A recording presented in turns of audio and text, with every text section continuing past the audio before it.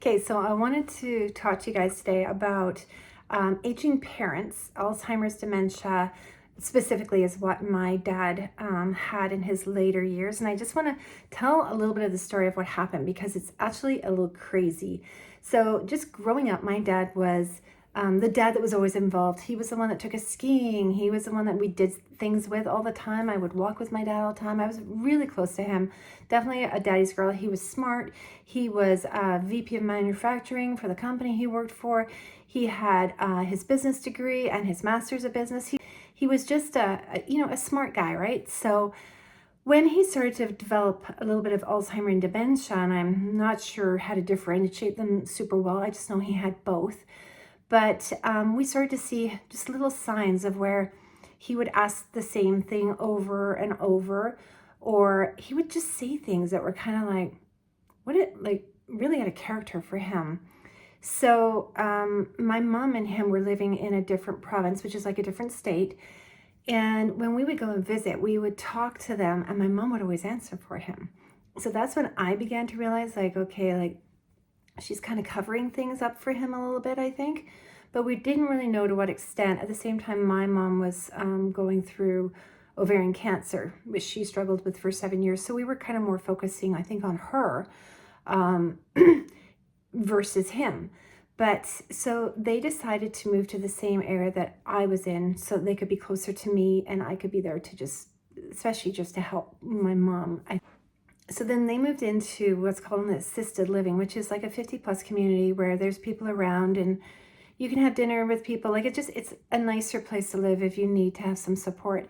And things seemed to be progressing, but again, we weren't sure how much. I definitely had by this time started to kind of disconnect from my dad a bit more, but I was getting busy with my kids, had 3 kids. We were very busy with hockey and things. So it was kind of like, okay, that's just maybe normal.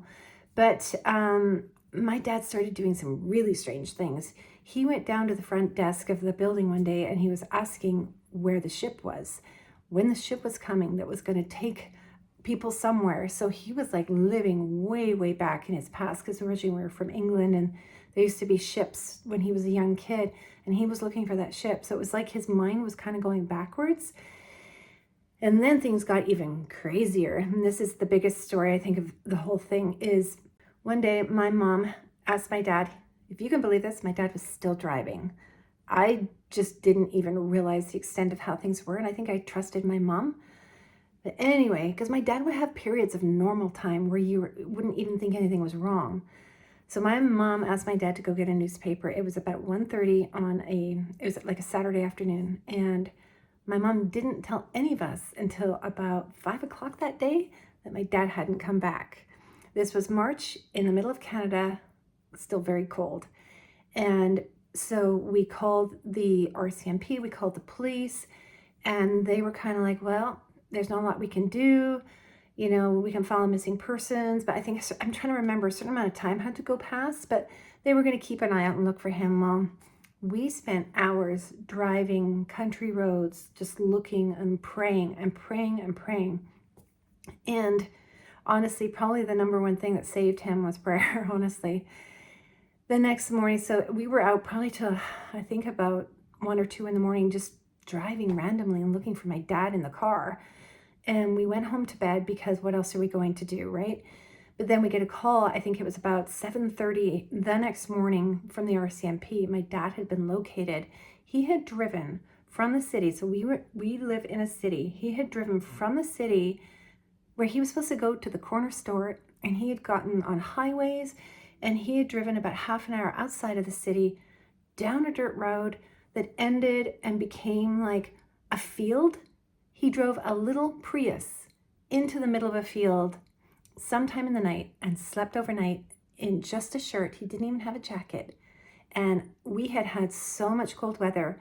That one night we had a really warm weather system go through and my dad was protected, which was incredible. But how he got found, the farmer gets up in the morning, sees my dad walking around the car, and the farmer comes out and he's kind of like, what is going on, thinking this guy's like, I don't know, up to no good kind of thing. And then he realizes that my dad is not okay. And then he called the police and they called us and we went out there, and that's the moment when everything changed. Obviously, we took his keys away right away, and that's when I stepped in, because clearly my mom was dealing with her own issues and couldn't deal with my dad anymore. So he got into an emergency placement program where we had to get him, he was within a week placed into like a more of a personal care for Alzheimer's and dementia. And that's a whole other story. But he went into there, and I didn't love where he was, but it took probably about 3 months of him being there until we could get him moved to something that was closer to both myself and my mom. So that's eventually what happened. But the story of just, him going out there and being in that field was absolutely something that was absolutely crazy. If you had known my dad, he was just, like I said, he was just such a bright, engaging, with it guy, and all of a sudden life just went boom.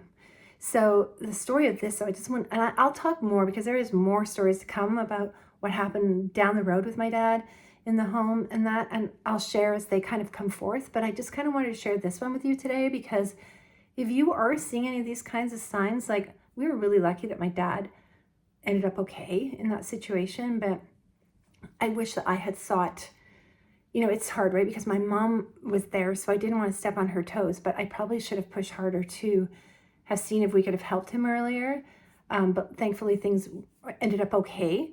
But from there, it's probably 2 years until he passed from everything that had happened, like the dementia and the Alzheimer's. But if I hope this helps you in some way. I'm just trying to share my story, and I'd love to hear your stories too. And if you want to hear more about this kind of stuff, because I have a lot of stories about this. My mom passed from ovarian cancer. I can talk about what we went through with that.